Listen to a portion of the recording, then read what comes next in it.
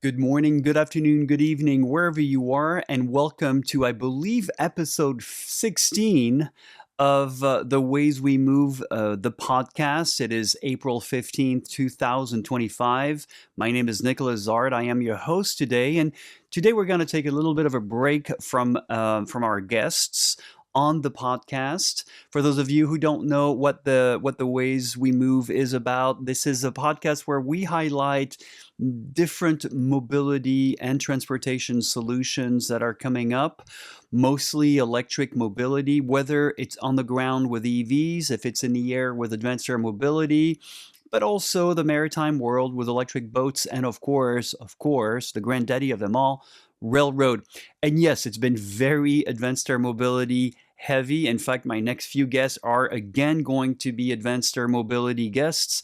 Well, that's also because I mostly work in that industry, but I've been part of the electric mobility industry since roughly about 2005, so roughly 20 years.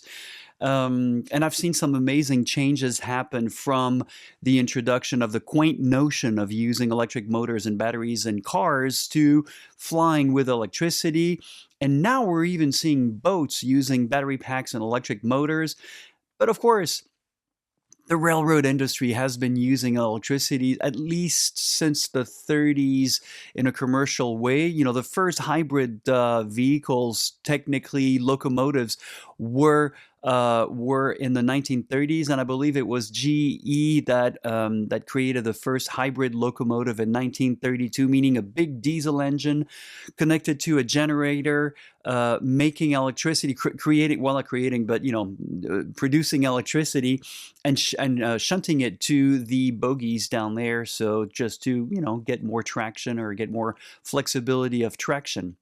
So I want to take a bit of a 52,000 feet view of the electric mobility industry. And why? Well, that's because we're also in the fourth month of a new administration in the United States that has had serious repercussions for all of the electric mobility industries in general, but throughout the world for not just our industries, but for a lot of, obvious geopolitical reasons. But I want to start a little bit with a background view of why electric mobility is so important and why it's such a challenge for so many people and companies to move forward with it.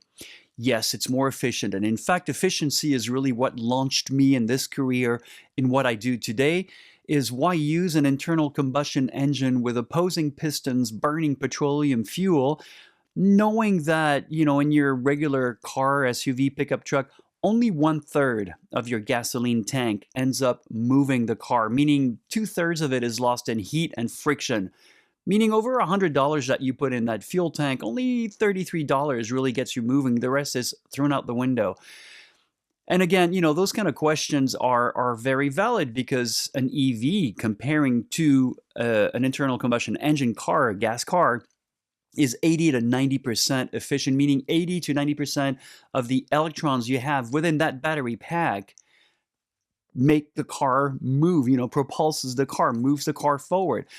Add to this that if you really plan it very well, and I've seen a lot of people do that, put solar panels on your rooftop. Wait until you've made money off of it, or you've broken even off of it. Then actually do or build or buy a battery storage system where you can store that energy that you have during the day to use at night. Again, wait until you break even with that. Then you buy an EV, and guess what? You're pretty much driving for free, obviously, if you charge from home. And of course, obviously, if you own a home and you can do that kind of thing. So the efficiency when it comes to electric mobility is pretty high up there.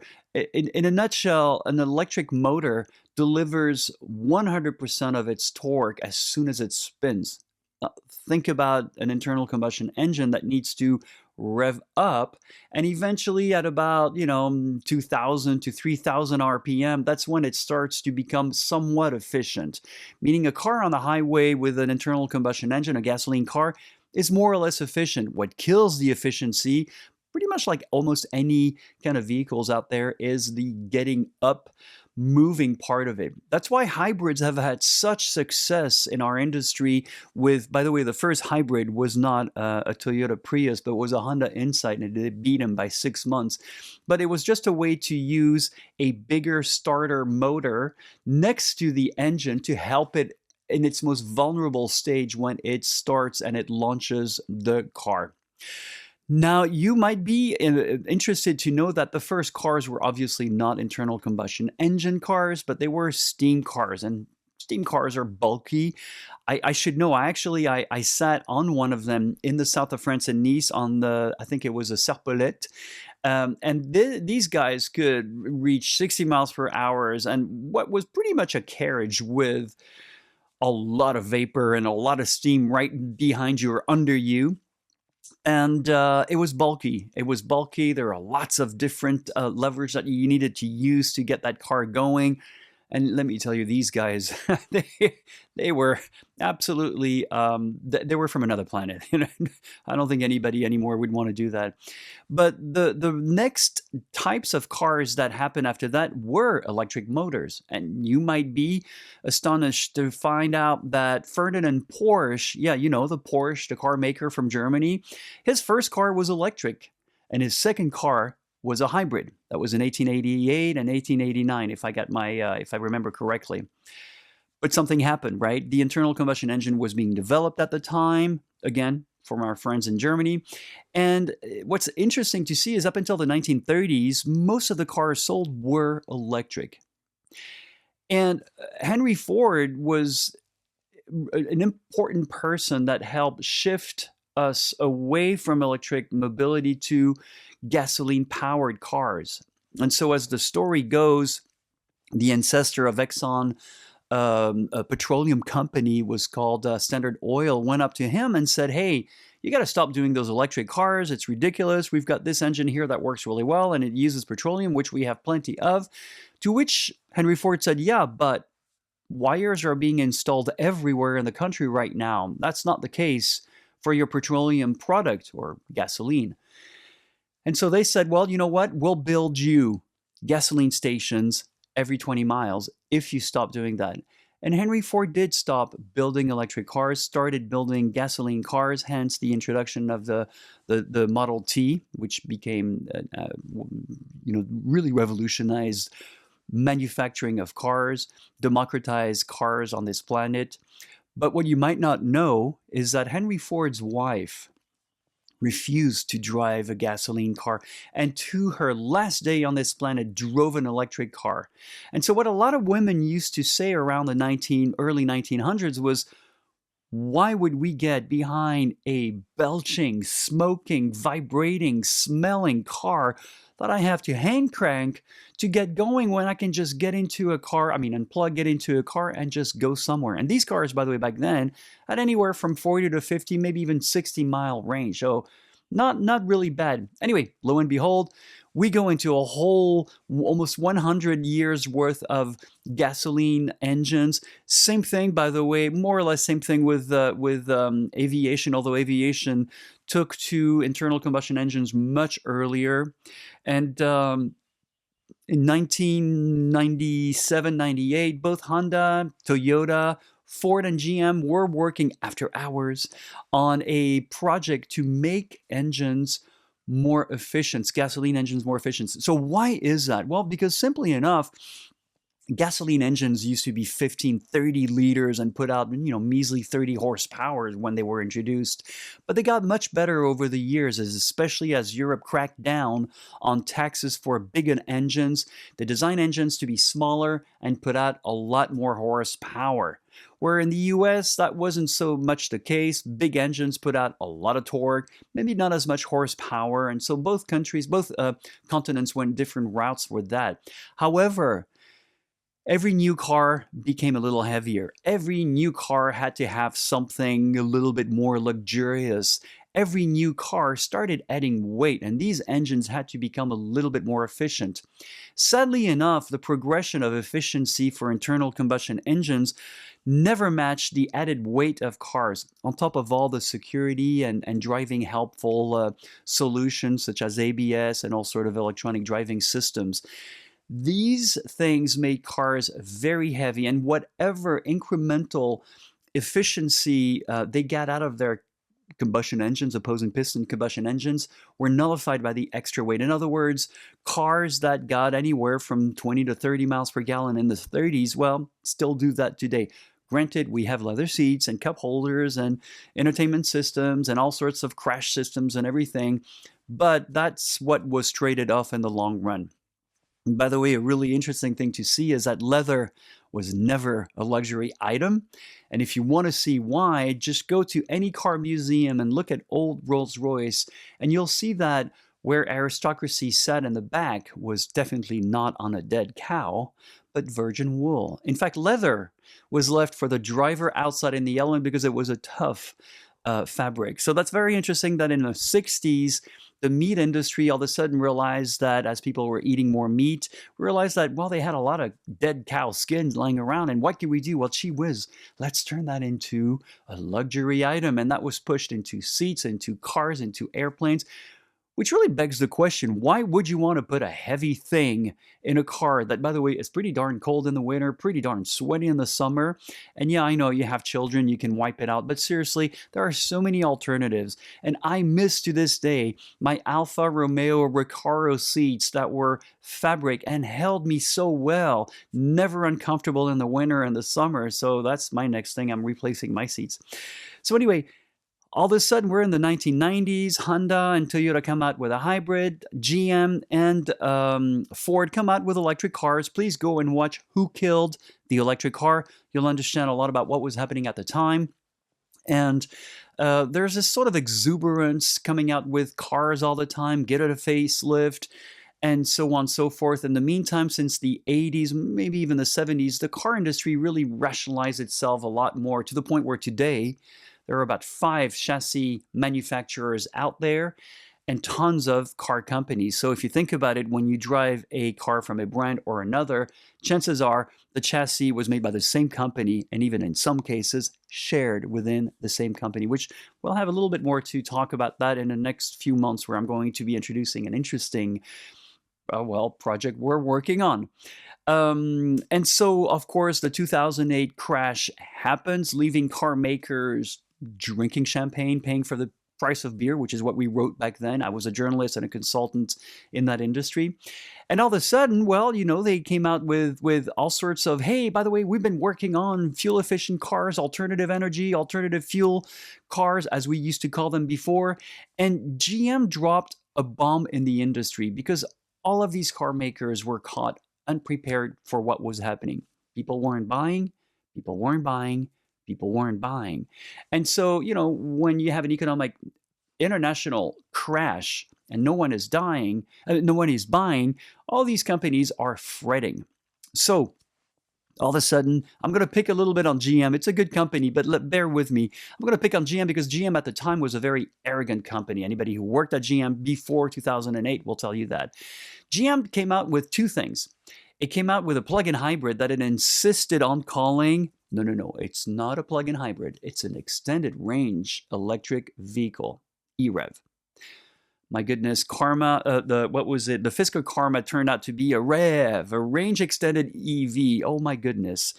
So I remember having some absolutely insane conversations as a journalist, talking to GM officials saying, no, we don't call it a hybrid or a plug-in hybrid. It really is an EV. But I said, but it has a gasoline engine moving the wheels, right? Yes, but it's an extended range electric vehicle. Okay, potatoes, fine. But GM did something else that actually, I feel, stopped the industry from going forward, at least retarded or slowed down the adoption of EVs by easily 2 to 3 years. And that was to introduce the notion of range anxiety, which to this day is still happening, and it is insane.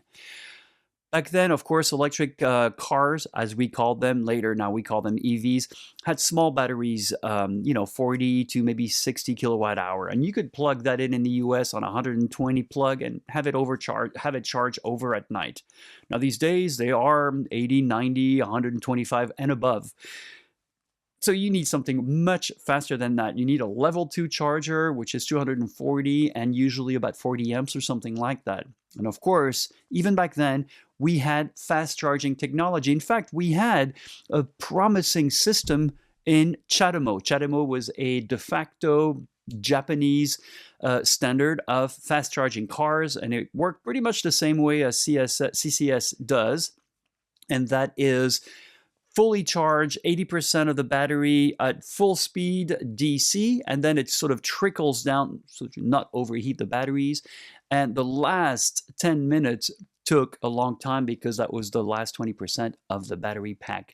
And then there was a war again that further slowed down the adoption of EVs, and that was when mostly Bosch was behind it, decided that we need to have a real standard and CHAdeMO is not interesting, let's come up with ours. So there was this sort of introduction of a new charging system and of course all of the shenanigans behind that. And in the public's mind, and remember, I was on both sides of the industry. I was a consultant helping companies strategize and also to communicate better. But I was also in front of the public and I had to explain that, yes, we do have CHAdeMO and CHAdeMO works really well and their upgradability roadmap is perfect. And, it just will go up and meet the challenges of bigger batteries, faster charging, so on and so forth. And all of a sudden, well, there's CCS now, and that says pretty much the same thing. So lo and behold, eventually, years later, CCS wins, CHAdeMO is on its way out. And of course, there's also another one, very left field. Tesla decides to do its own standard and its own charging station. Fast forward 20 years later, now the system is available to other car makers and everybody is sort of moving, at least in the US, towards the Tesla charging standard, which is now open to working with CCS. Convoluted, but yes, does this remind you of anything? Those of you who are old enough, like I am, to remember the Betamax versus VHS wars, or CD-ROM wars, or CD-ROM recording wars, DVD wars, you name it. Apple OS system and Microsoft versus Linux and Unix, you name it.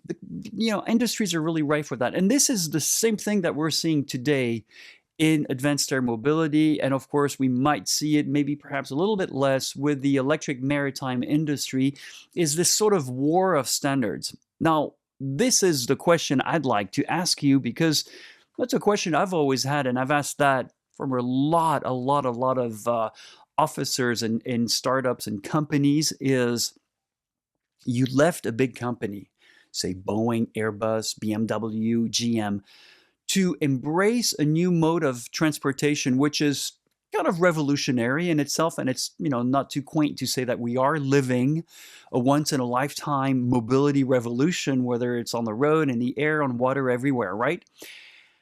You're embracing this new way of moving cars with an electric motor. You're embracing these new engineering challenges that are really very creative in and of itself, but you insist on bringing in an old business model that, strangely enough, you're running away from because you're unsatisfied, but you're doing the same thing in this new industry.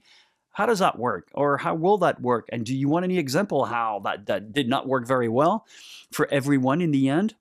So we have a sort of a once in a lifetime, again, opportunity, and I am not a utopist by any stretch of the imagination. I'd rather be more practical about things to really, well, let's create together. Let's co-create or co-compete, something else that was floated around a while back. And that will introduce, that's a sort of a way of introducing one of the projects that I have been working on with a very well-known company that has developed platforms for cars.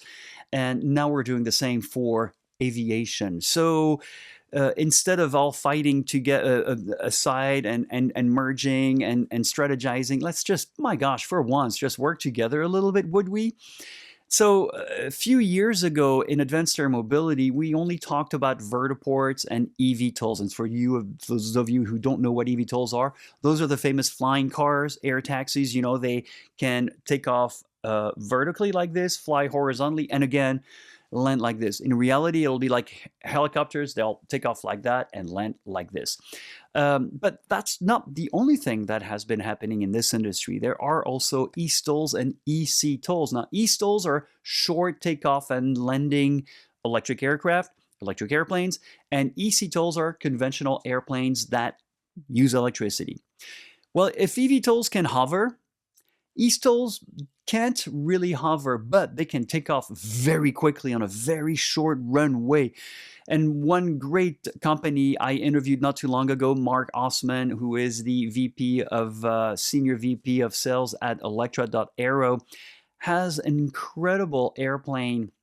And I'm talking about an airplane right here, like a fuselage like an airplane, wings like an airplane, empennage like an airplane. But they also have a way to blow the air under the wings to give it a lot of portance and to take off much sooner than a regular airplane can.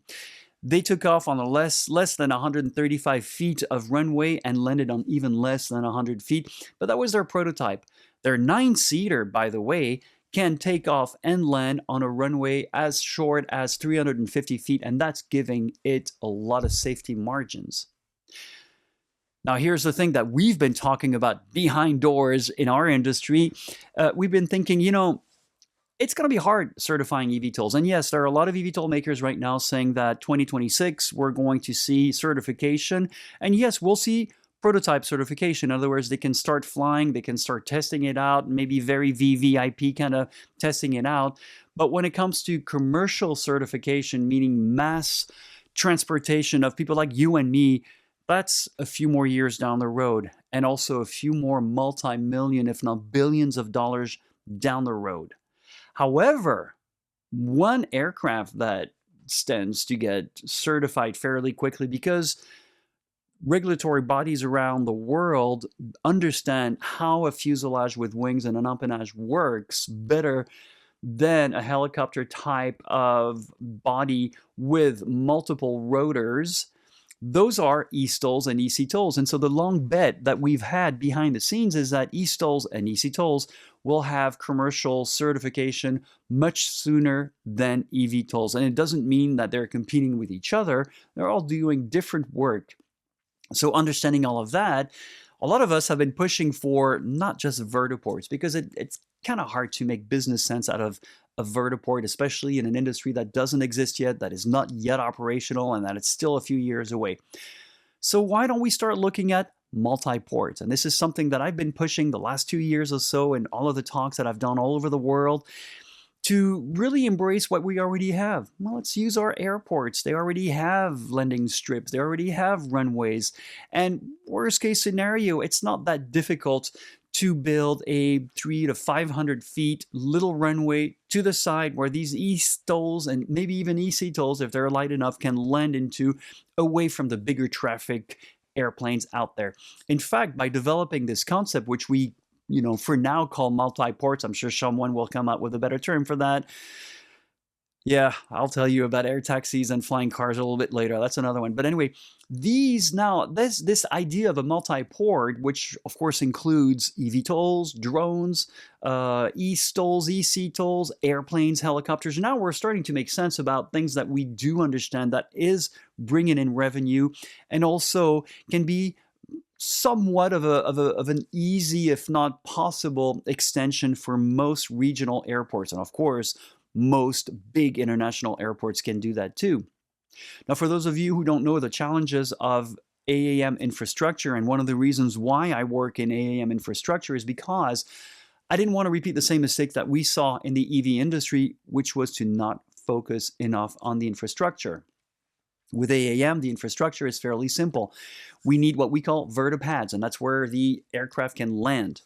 We need STOL ports. That's where the eSTOLs can land. And technically, because the militaries have done that, militaries have done STOL ports for roughly 20, 30 years, we could have a STOL port, meaning a 500 feet runway with vertiports in the middle, and of course the FADOs, where the approach angle of the eVTOLs can go right in the middle, then get moved to the side where they can offload their passengers and then get charged.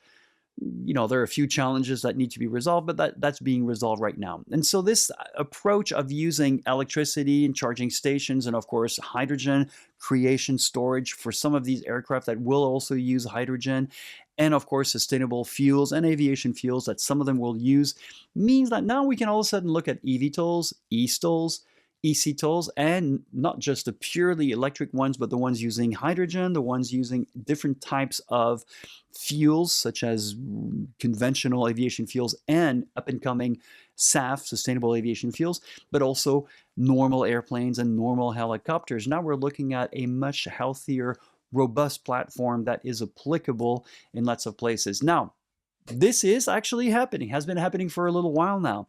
I've been working with the Augusta Airport in Georgia, which is a regional airport where we're planning a vertiport, but it's a bit of an integration into a multi-port. So we're sort of looking at where it will be, how it will be. Is it far away enough from the runway so that if a big 737 or an A320 lands, it doesn't affect the air turbulences to, shut down the vertiport operations? Where will the drones be? They need to be far away, but not too close, not too far. And what about ground crew? Where will they be? How much energy do we need for all of that? And that's a big, big, big, big, big question. And that's the one thing that we still have not yet fully answered. And we are so off target with our predictions of how much energy these multi-ports will be using within the next 5 years. A lot of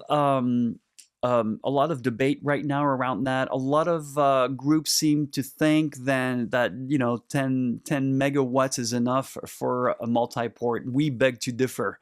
It's going to be 30 to 50 megawatts in 10 years because electric airplanes, eCTOLs, they draw a lot of amps. I'm talking 4,000 to 5,000 amps.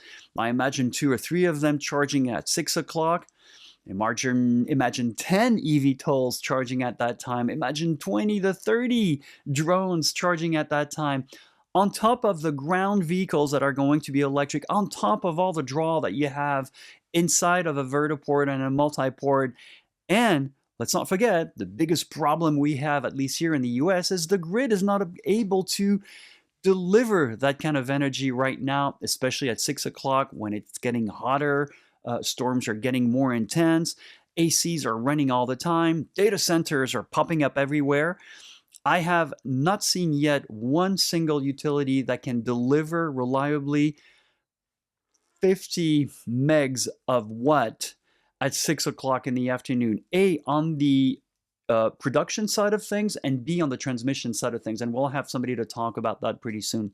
So, of course, we have looked at different ways of creating electricity. We've looked at ways of creating electricity with generators, using hydrogen, using liquid green ammonia, using a lot of different things. And of course, the holy grail of them all, albeit very expensive, micro reactors. Those are nuclear microreactors that can fit on the back of a semi and come over. And the great thing about these things is that they're good for 20 to 40 years. We don't have to put any more fuel in it. They're very clean. They're very safe because the original designers of nuclear reactor, the core nuclear reactors in the 60s always said one thing, and they warned us about this despite having gone in the opposite direction. Small core reactors, we know how to handle, no problem. Case in point, France has small reactors, nuclear reactors, never had a problem. And of course, we got nuclear submarines all over the world right now. They don't go poof, right?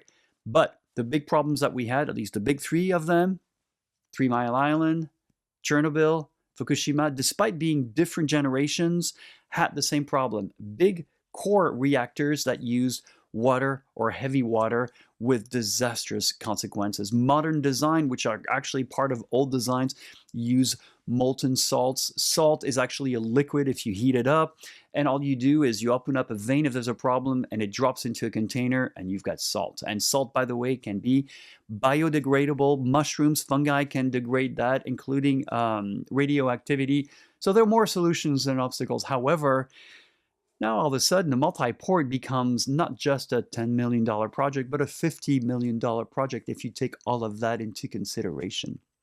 Now, fine and dandy, we've talked about EVs, we've talked about aviations. You kind of understand the dilemma we have. We haven't talked too much, and although we did in the beginning talk about what we call uncrewed traffic management and air traffic management. How do we have passenger eVTOLs, passenger eSTOLs and CTOLs, and then of course the cargo side of this, drones and otherwise.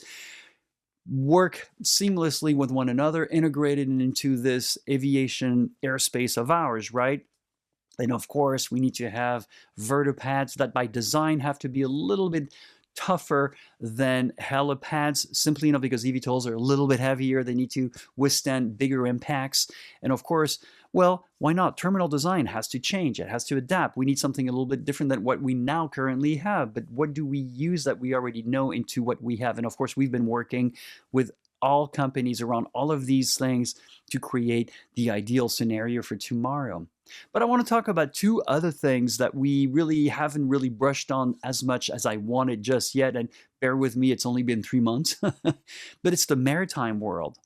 Now, back in 2014, when I switched over, I pivoted over to what we then called Electric Air Mobility, which is the name of my company, by the way, Electric Air Mobility LLC, is the maritime world. I really expected the maritime world to electrify its mobility needs before aviation. So that was a bit, I didn't call that one well. I'm usually a good futurist. I see 5 to 10 to 15 years down the road. If you throw anything at me, I can see the potential use of it.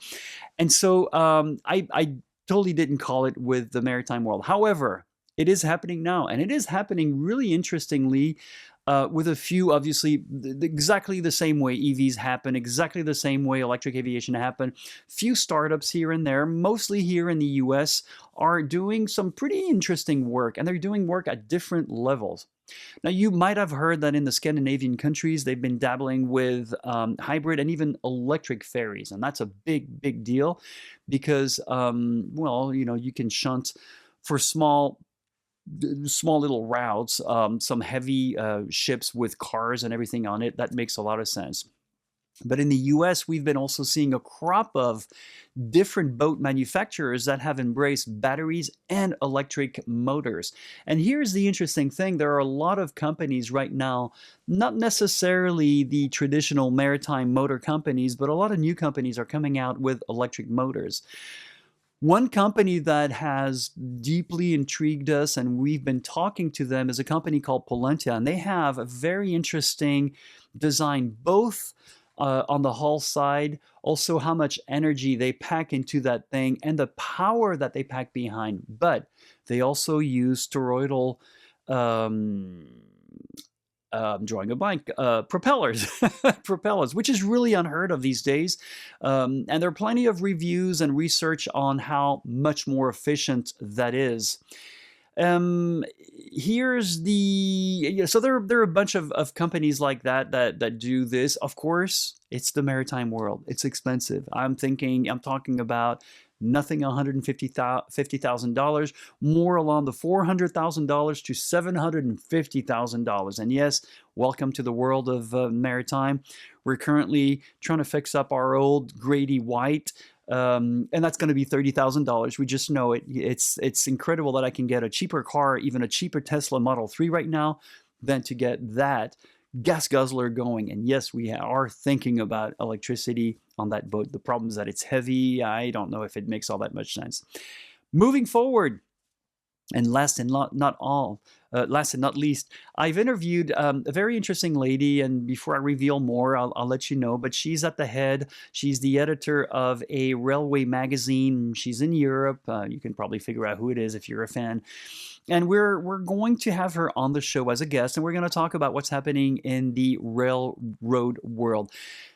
The problem, or maybe the conundrum in that industry, is that railways are notoriously difficult to make a profit. That's why Amtrak started happening in 1972, because private railroad companies were not making enough money carrying passengers.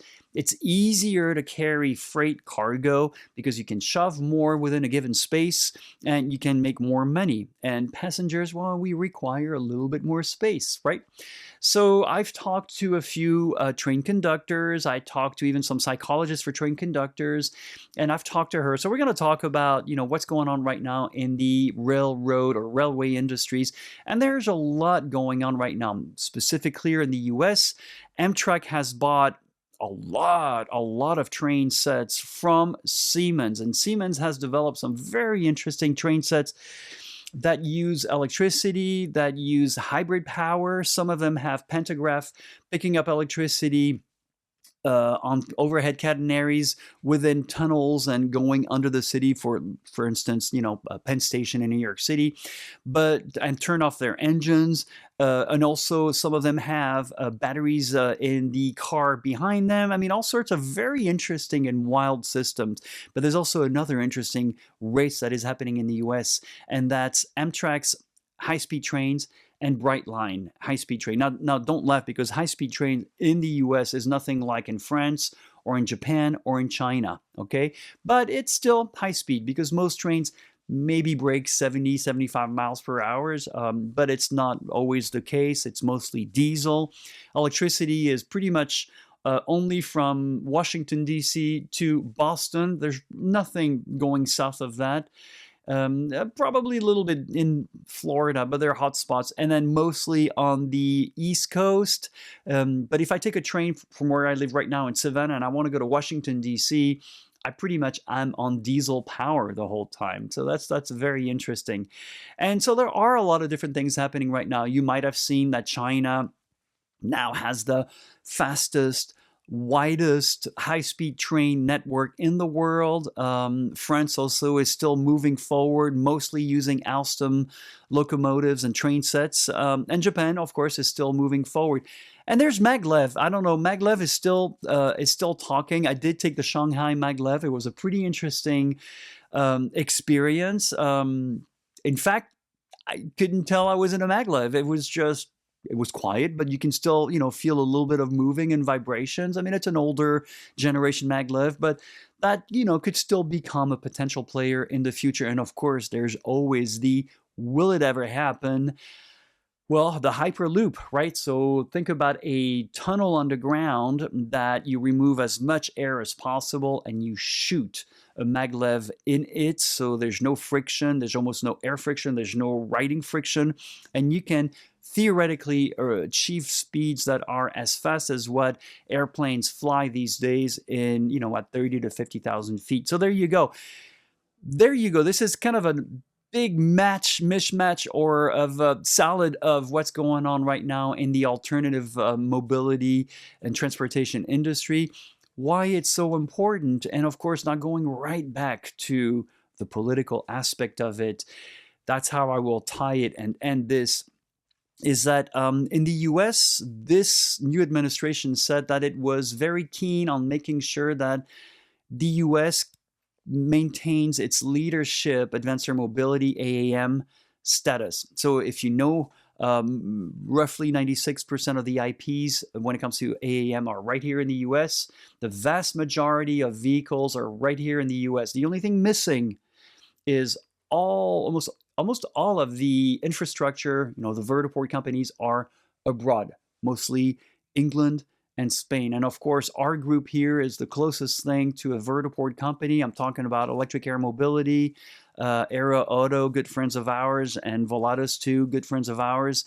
And between all of us, we have a sort of an ad hoc, loose conglomeration of we can conceptualize, design, and build vertiports for you. Of course, multi-ports is really what we do. And right now, the whole industry is topsy-turvy. So this administration has said from the get-go, electric cars, we're going to roll back all of those credits. It's not that they are against electric cars, because, of course, Elon Musk is part of this administration, at least for now. He's on his way out. But mostly because they didn't like the subsidies given to that. And of course, most of the people running in that administrations are very close to the petroleum company themselves, not too eager to push electric cars, but to continue pushing gasoline cars. I know, not very efficient, but that's business, at least the way it is now. And of course, when it comes to advanced air mobility, our question, just like in the EV world and all of the other industries, is the tariffs are killing us completely, because most of our supply chain is international. And by the way, it works both ways, right? We also export out there. So if we raise tariffs with our 6-decade long allies, Canada, Mexico, Europe, we're sort of shooting ourselves in the foot, aren't we? Because right now, nobody wants to move forward. Nobody knows what to do. In fact, a lot of us are thinking about opening up headquarters in Europe because it makes the most sense for us in order to make sure that we have a control over our supply chain. And as you might have seen, I said it's April 15th, China has decided to play the poker game with our great fearless leader up there by saying, oh, you want to raise tariffs? We're raising yours by 125%. And you know where that's going to go, right? Somebody will have to back down. And I can tell you one thing, China does not need to back down. They're doing well. Their economy is big enough to sustain their EV and advance their mobility industries. It is mind-boggling. And I can tell you some incredible stories on my last visit in, what was it, 2019, 2020, where I saw things that would just be futuristic in our terms here, or in our ways of viewing it now. So we're sort of in between now. We don't really know what's going to happen. All of us are taking a wait and see approach for the next 6 months to see what in the heck is going to happen. These tariffs most likely will have to stop. I know there are predictions that it will help us in the long run. I don't see it helping us. In fact, all of our investments have gone down, even if they have picked up a little bit. We look at the 200, 500-day average, and it is dismal, absolute dismal. And we're very well versed when it comes to ETF. My wife having been one of the leading people in that industry 2 decades ago. So this is where we are. This is why the electric mobility and electric transportation industry is so important, because it is that much more efficient, because we can make electricity safely right here inside the US in a more sustainable and efficient way. And yes, we can get shale, we can get crude petroleum here, but it needs to be refined. And there are lots of byproducts, namely ammonia and hydrogen. But, you know, if we can make electricity, and considering that batteries, by the way, batteries since the 1990s, where lithium ion was introduced, have two things going for them. Their energy density and power density, meaning how much energy and power you can fit in a given weight and volume, has always increased, meaning more energy, more power density inside of batteries, and the price has always fallen. So this is a constant. Battery recycling. I know there's a lot of hoopla right now around battery recycling. For some reason, you know, getting petroleum out from Africa, from Brazil, from the middle of the sea, and polluting everything, that's okay. But those batteries, oh my God, are we using children in Peru to do that? That's not okay. Interesting. But you know what? We're looking at the same things here. Okay, yes. Mining is a dirty business, but when you look at the overall view, batteries are still cleaner. And you know why? Because we can recycle batteries. Because when you step off your accelerator in an EV, you recharge your batteries. And these batteries, by the way, not only can be recycled, but if my EV all of a sudden cannot move my car far enough, long enough, then I can always take it, put it into my garage, and build a storage system. It's good enough to keep electricity for 1 day so that I can use it for my house. There you go. You can't do that with a gasoline tank or a diesel tank. So, you know, there are more solutions than obstacles. That's a big motto in my industry, at least with my company. I try to explain a little bit about why we're so adamant about moving forward with this. We will have some extremely amazing news to tell you within the next few months. I'll just give you a little bit of a hint. Keep your eyes out on Oshkosh. Hopefully, we'll see you at Oshkosh. And we're even tackling the financial equation of the industry, the real estate equation of the industry. We've got a lot of great projects that we'll be very happy to tell you all about it. But in the meantime, I would like to ask you two questions. Two actually. Sorry, that's the other way around. Two questions. After, and hopefully you've been listening and watching this video, after having heard all of this, how has your point of view changed about electric mobility? Have you learned anything? Is there anything that you think we haven't tackled yet? And there are, by the way, you know, insurance, law, a lot of things that we haven't looked into. Have your point of view changed? Is there anything you look forward to, don't look forward to? Do the words air taxis, flying cars, does that make sense to you? Do you have any questions around that? You should. Of course, I'm expecting you to ask questions so we can answer those questions. And again, if you are an expert in any of those industries, you happen to know a lot in any of that, we invite you to get in touch with us. It's very easy to get in touch with me. My name is Nicholas. There's no H, Nicolas Zart at electricairmobility.com. Tell me what you have to say, and hopefully we can have you on the show.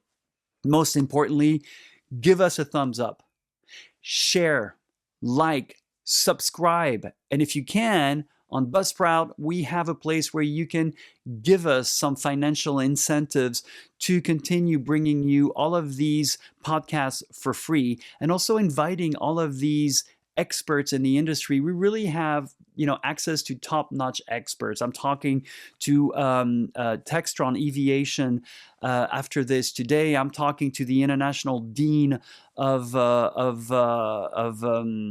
aviation at Embry-Riddle. I'm talking to people from all over the world. I've interviewed the amazing Marilyn Smith at Georgia Tech. I've interviewed a lot of people, and I have a lot more to give you until the end of the year, but we're always looking for more people, but mostly, we're always looking for your help and support. Anyway, I hope you've enjoyed this. Today is April the 15th. I'm excited to have you here on The Ways We Move.